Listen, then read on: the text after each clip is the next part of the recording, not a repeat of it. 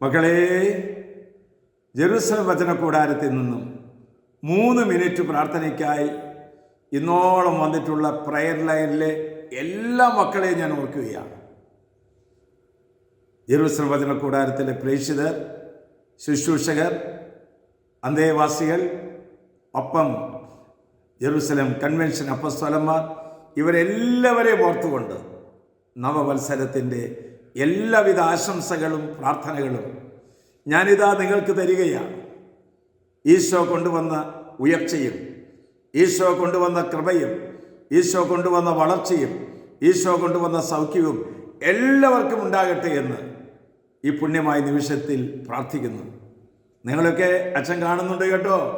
ഇന്നിതാ ദൈവമായ കർത്താവ് പരിശുദ്ധാത്മ പ്രേരിതമായി നവവത്സരത്തിൽ നമുക്ക് തരുന്ന സന്ദേശം കൊളോസ്യർക്കാർക്ക് എഴുതിയ ലേഖനം 3-ാം അധ്യായം 12-ാം വാക്യം.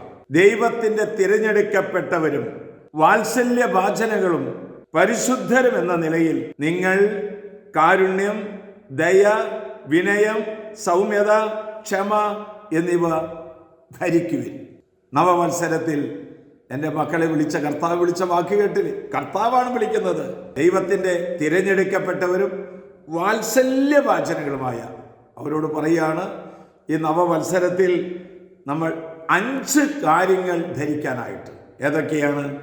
കാരുണ്യം, ദയ, വിനയം, സൗമ്യത, ക്ഷമ. നമ്മൾ വസ്ത്രമൊക്കെ മാറില്ലേ? വസ്ത്രം ധരിക്കില്ലേ? യേശുവിൻ്റെ ഈ 5 സുഹൃതങ്ങൾ ഈ നവവത്സരത്തിൽ നമ്മളോട് ധരിക്കാനായിട്ട് കർത്താവ് ആവശ്യപ്പെടുകയാണ്.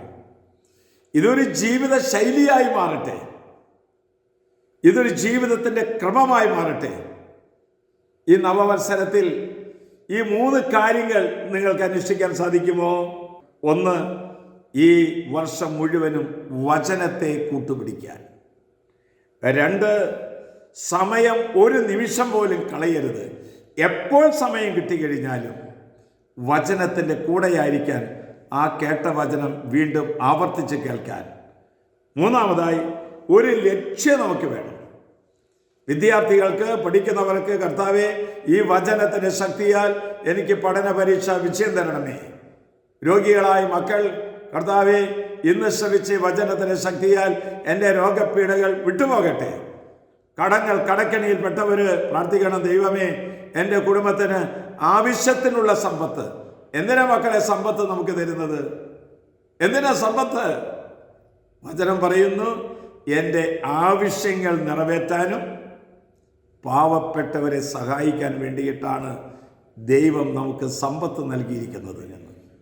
ആശ്വാസപ്രദമായ രാത്രി, പ്രതീക്ഷാ നിർഭരമായ പ്രഭാതം, സൽപ്രവർത്തികൾ നിറഞ്ഞ ദിവസം നൽകി നമ്മെല്ലാവരെയും ഈശോ അനുഗ്രഹിക്കട്ടെ. പുൽക്കുട്ടിൽ പിറന്ന ഈശോ ആ കൈകൾ നീട്ടി നിന്റെ ഭവനത്തിൽ വരുന്ന കാണുന്നില്ലേ? നമ്മുടെ കർത്താവ് ഈശോ മിശിഹായുടെ കൃപയും പിതാവായ ദൈവത്തിൻ്റെ സ്നേഹവും പരിശുദ്ധാത്മൻ്റെ സഹവാസവും പരിമളവും നാം എല്ലാവരോടും ഈ നവവത്സരത്തിൻ്റെ ആദ്യത്തെ നിമിഷം മുതൽ 2026 തീരുവോളം ഞങ്ങളുടെ കൂടെ ഉണ്ടാകട്ടെ, ഇപ്പോഴും എപ്പോഴും എന്നേക്കും. ആമേൻ.